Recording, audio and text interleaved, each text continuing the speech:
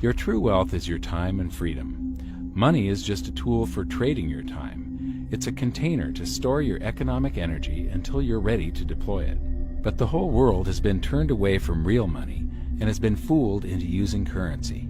A deceitful impostor that is silently stealing your two most valuable assets, your time and your freedom. Welcome to the rabbit hole. We are entering a period of financial crisis that is the greatest the world has ever known. The wealth transfer that will take place during this decade is the greatest wealth transfer in history. Wealth is never destroyed, it is merely transferred, and that means that on the opposite side of every crisis there is an opportunity. The great news is that all you have to do to turn this crisis into your great opportunity is to educate yourself. I believe that the best investment that you can make in your lifetime is your own education. Education on the history of money, education on finance, education on how the global economy works, education on how all of these guys, the central bankers, the stock market, how they can cheat you, how they can scam you. If you learn what is going on and how the financial world works, you can put yourself on the correct side of this wealth transfer. Winston Churchill once said that the further you look into the past, the further that you can see into the future. This program is all about creating your own crystal ball, being able to gaze into the future, being able to change this crisis, the greatest crisis in the history of mankind, into your great opportunity.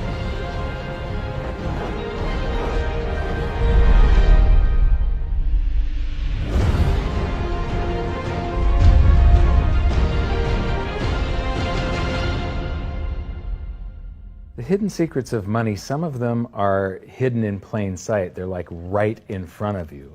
The way the monetary system works is something that isn't actually hidden away from all of us. It's out in the open, but it's complex and people just they can't see how it works.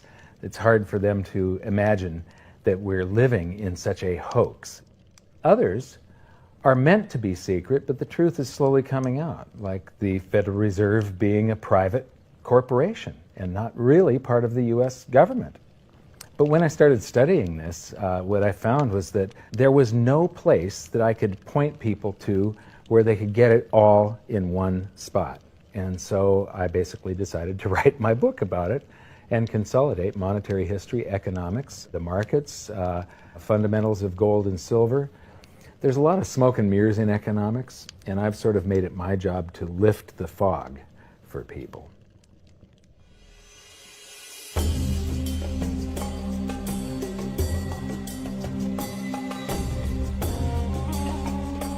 Welcome to Egypt. This is where it all began. Roughly 5,000 years ago, the Egyptians started using gold and silver as their predominant form of currency. But it was not yet money. The pieces of gold and silver that they were using were odd sizes and weights, odd purities, so it still was not interchangeable, where each unit is the same as the next. This meant that nothing really had a price yet. You couldn't put a price of so many coins on something because they didn't have coins yet. Trade was still difficult. It was still a guessing game when it came to the exchange of values. One of the reasons that we are in the financial mess that we are today globally is that people do not understand the difference between currency and money. Currency is a medium of exchange, a unit of account. It is portable, durable, divisible, and something called fungible. Fungible means that each unit is the same as the next unit. A dollar in my pocket buys the same amount as a dollar in your pocket. Money is all of those things plus a store of value over a long period of time. Even financial planners, bankers, your accountant, they don't understand the difference between currency and money.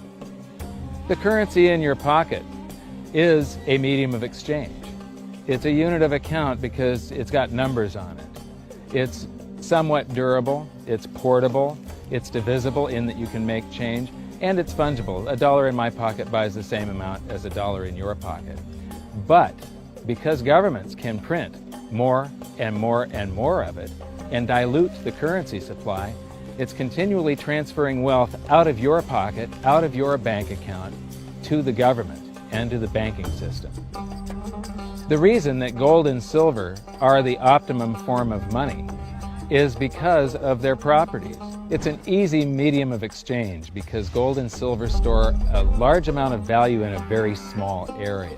It's a unit of account. Pure gold has the same value all over the planet. So an ounce of gold buys the same amount here in Egypt as it would in China or in the United States. It's durable. The same gold that Egyptians were using in trade 5,000 years ago is still here with us today. It does not corrode. It's divisible. You can make change with it. It's very portable. You could use something like oil as money. It's just that you can't carry around a barrel of oil on your back. It's fungible. Pure gold is the same wherever it is on Earth. Pure silver is the same wherever it is on Earth. It's limited in quantity. That's the reason that it maintains its purchasing power. Governments cannot print it. Over the last 5,000 years, only gold and silver have maintained their purchasing power. There have been thousands upon thousands of fiat currencies, currencies that are unbacked by gold or silver, and they have all gone to zero. It's a 100% failure rate. Well, fiat currency, of course, is a currency that exists at the dictate or by fiat from a government. You say they have their printing presses, and the paper money rolls off the printing presses. And then they give it the fiat designation, which makes the currency official. It's just worthless paper. But when Ben Bernanke gives it the special sign, and they have the cult meeting at the Federal Open Market Committee meetings, it suddenly becomes currency. If you look at what's really going on, it's a con game. And so there's confidence. Well, the Federal Reserve is very forthright about what they're doing. If you read their websites, they'll tell you it's a confidence game. They tell you that there's no intrinsic value in their money. They'll tell you that they print it backed by absolutely nothing. They actually display all these facts. But if you tell somebody in the public that this stuff is created out of thin air, there's no backing whatsoever, it's absolutely worthless, it's about as valuable as monopoly money, they'll look at you like you're nuts. Is there an example throughout history of a fiat currency, a piece of paper that's unbacked by anything, surviving? Short answer, no. Long answer, no. And here's why.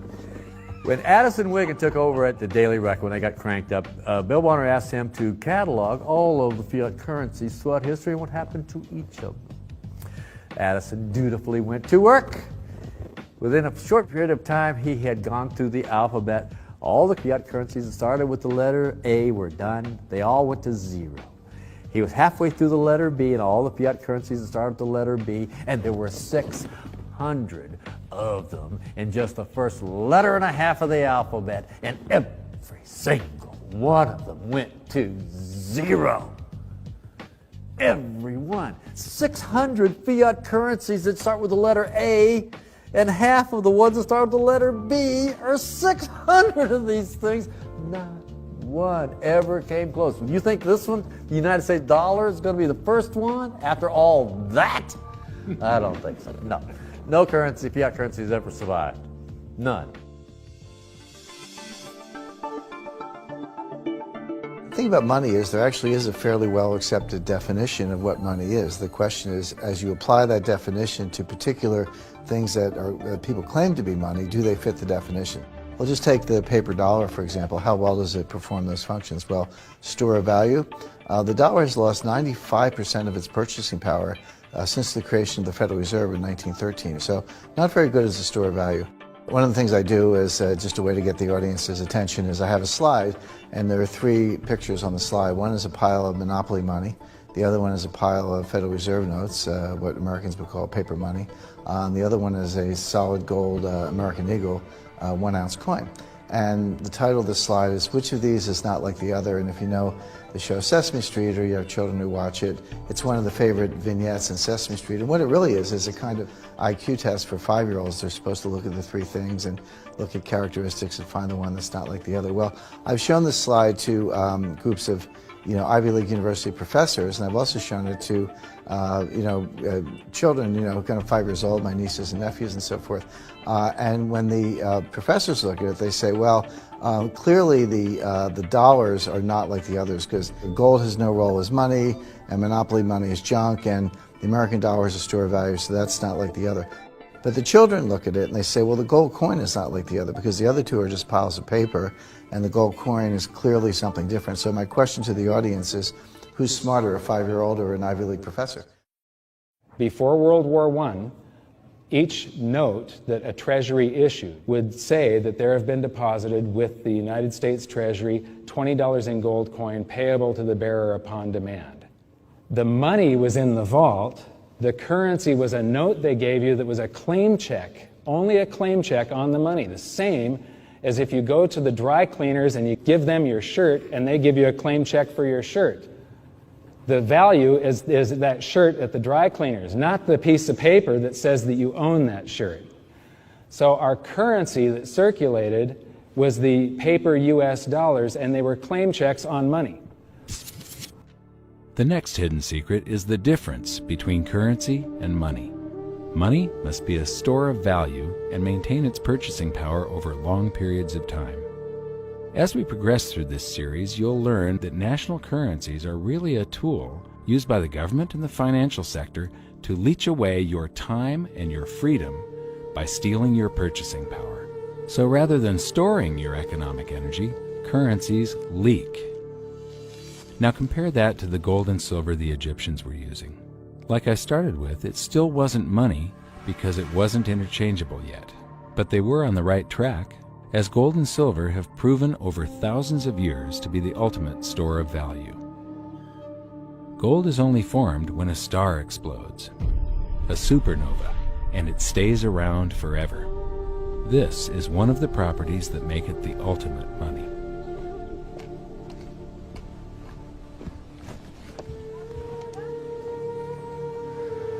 People are amazed that after 5,000 years, the pyramids are still here. But what I'm more amazed at is that the currency that the people that built this were using, that currency, that gold and silver that they were using in trade on a daily basis, is still around today. It may have been melted down and re-refined, and it's in a coin or a bar or in some piece of jewelry, but it's still with us today, and it still purchases something. Yes, it is the ultimate money because there is nothing else even in the same league. It's divisible, it's permanent, it's a store of value, it's a unit of account. It's got everything you want out of money, but it doesn't go away, and it can't be increased. That is what makes gold the most beautiful money of all. What more could you ask out of a money? It keeps governments under control. You can maintain a solvent system.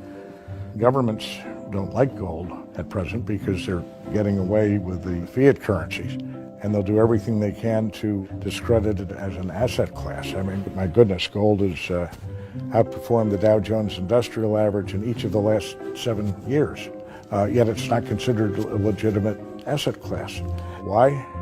Again, it's the fear that maybe gold will be imposed on the system, that it will constrain government ability to spend beyond its means. They can't print it. They can't print it, no. The proper definition of inflation, I use Milton Friedman's definition. Inflation is an expansion of the currency supply. Deflation is a contraction of the currency supply. If you expand the currency supply, eventually prices will rise. And if you contract the currency supply, eventually prices will fall. This is a pool, but it's not a pool of water. This is the currency pool. And these are prices. And if you expand the currency supply, prices like a sponge in water have to rise to suck up the excess currency. Governments never stop printing more currency and adding currency to circulation. Therefore, prices keep on going up, not because the stuff that you're trying to buy is changing. The real estate doesn't change. What has changed is the currency purchases less and less. It's the currency going down, not prices going up. The truth is, what we have that makes our world work right now is a big story. None of it's real. It's all just promises. And if you think about it, that's how currency began to work in the beginning. You know, before we had currency, we had barter. I'll give you 3 coconuts and you give me 4 fish, because that's kind of a fair exchange on coconuts to fish. But that got complicated, so we had to invent this thing called money to be a divisible, portable medium of exchange. And the challenge is that we lost that a long time ago, and we lost having things of value be our currency. And now we have this thing called numbers and accounts. But trust me, it is not real. It's a big made-up story. One of the biggest make-believe stories ever is called quantitative easing, which sounds complex, but it's really just a smoke and mirrors term for currency creation. QE started with the banking bailouts back in 2009. This currency was created out of thin air and then given to the banks, who paid themselves record bonuses in reward for crashing the world economy. This is a global phenomenon, but all you have to remember for now is that whether it's QE bailouts or stimulus programs, these are all just voodoo, hocus-pocus terms for increased currency creation. I believe gold and silver will reassert themselves as money. And when they do, there just isn't enough. And their purchasing power is going to go up many, many, many times. Egypt is an amazing place. There's a franticness about it, utter chaos, especially like the traffic. But when it comes to like all of the merchants that are trying to get every last dime out of you, you get fleeced to the point where you come back with an empty wallet. But you know what? They're amateurs compared to Wall Street. In the past several years, I've spoken in many countries about the crisis that's coming, and a lot of people think that they're going to be okay in their country, that it's only going to happen to the United States or maybe the United States in Europe. But what they don't realize is that this is a global phenomenon. I got to show you something here. This is base currency in the United States. This is the number of paper dollars that exist, basically. It took 200 years to go from no dollars in existence to 825 billion. And then we had the bailouts, and then we had QE1, quantitative easing 1, then QE2, and then we had QE3, and then QE4, and then soon we're going to have QE57 and QE382. And it isn't just here. This is what the Canadian currency supply looks like. This is Australia, South Africa, Russia.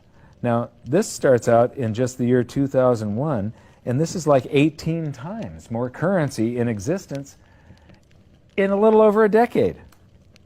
Here's Singapore, same story. Look at that, since the crisis, just bam.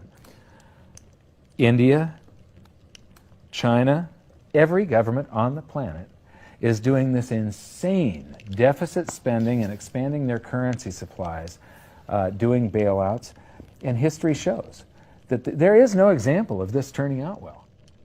It is sometimes amazing that we haven't experienced more inflation than we have.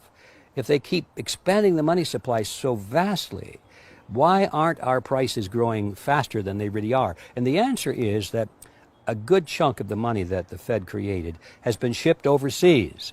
I remember early in my research, I heard this expression that the Americans have exported their inflation. I thought, what is that? How can you export your inflation? Put it in a box and send it out? What do you do? Well, now I understand. You export your inflation by simply sending all these dollars that you created to these other countries, and then they send you their refrigerators and their cars and whatever, their TV sets. So you get hardware, and they get little pieces of paper. It's a great deal for the American people for a while. For a while. Sooner or later, all of those pigeons come home to roost.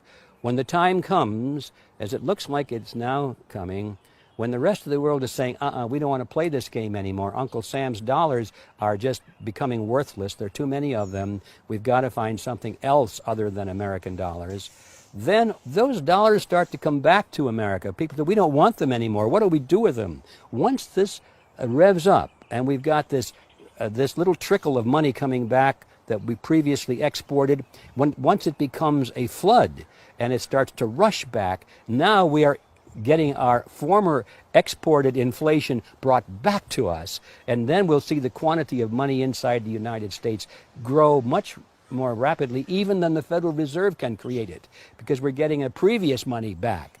And that's when we will really see the tanking of the US dollar in terms of what it will buy. During the second round of quantitative easing, global food prices went up 60%. And this created a humanitarian disaster for the 2 billion people on Earth who live on less than $2 a day. These people were hungry to start with, they became hungrier, and some of them started overthrowing their governments in North Africa and around the Middle East. So quantitative easing was the spark that ignited the Arab Spring. So that's it. When you create money, you get some sort of inflation. It just depends on where the inflation goes. It's all going down, down, down. Peasants are reeling from a game of coins and crowns. Given the premise that you have a permanent underclass or poor class, and how does inflation affect them disproportionately, it affects them basically in the percentage of their income that goes to food. And we see this as a ratio, and we know that there are some danger points. For example, in Egypt recently, once that ratio got to 40% of income going to food and the price of food rising due to inflation, when it got to 40%, that's historically a point where people actually stage a revolution. And that's exactly what we saw. The French Revolution, similarly, was all around the price of food getting to a certain critical point where people simply, the risk-reward for revolution was favorable toward revolution. When they print it up, then it all goes down. Well, exactly right, because when you have a runaway inflation, it's punishing the very people who are most productive in society. In other words, the people that produce more than they consume and save the difference. The problem is that those productive people, the savers, save in their national currency. And unfortunately, the national currency is just a fiat piece of paper at this point. So when it's destroyed through runaway inflation, that $100,000 that you were hoping to retire on doesn't exist. And the things that you were going to buy with it and provide for others don't exist either. Now what are you going to do? So that all seems pretty scary.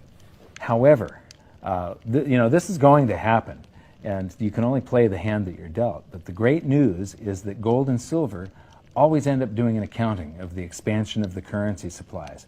Basically, the will of the public and the free markets. When governments do this kind of stuff to their currency supply, they debase it. Eventually it comes back in inflation. People sense the loss of their purchasing power. They rush back to gold and silver, and they bid the value of the gold and silver up in the country until it meets or exceeds the value of all the currency in circulation. This is a process that's been going on over and over again throughout history, except this time it's happening on a global scale. It has never before happened in all countries at once. And that means that this is the greatest wealth transfer in history. Therefore, it's the greatest opportunity in history, and it's not going to happen again in your lifetime. So now we've learned that your true wealth is your time and your freedom. Money is a trading tool that stores the economic energy that is your time and freedom, whereas currencies leak them away. Gold and silver are the ultimate money simply because of their properties. Fiat currencies are based solely on confidence and always return to their intrinsic value of zero. Governments don't like gold because it imposes restraint. Rising prices are a symptom of an expanding currency supply, and gold and silver always account for an expanding currency supply. So that's it for this episode. Join me next time as we begin to investigate how monetary history just repeats and repeats, and how gold and silver always win the battle between currency and money. Until then, my challenge to you is to stop calling currency money. It's a crucial first step towards setting your mind free of all this economic voodoo and changing your context. You can learn more by watching the bonus features on our website, and if you have any questions, you can post them there, and we'll answer some of your questions in future bonus features. So good. You're not too sure about that, are you? Huh?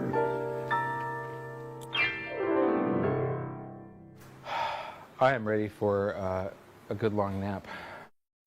Hi, welcome to this bonus feature for the very first episode of Hidden Secrets of Money. And this is currency versus money. So that's the major topic that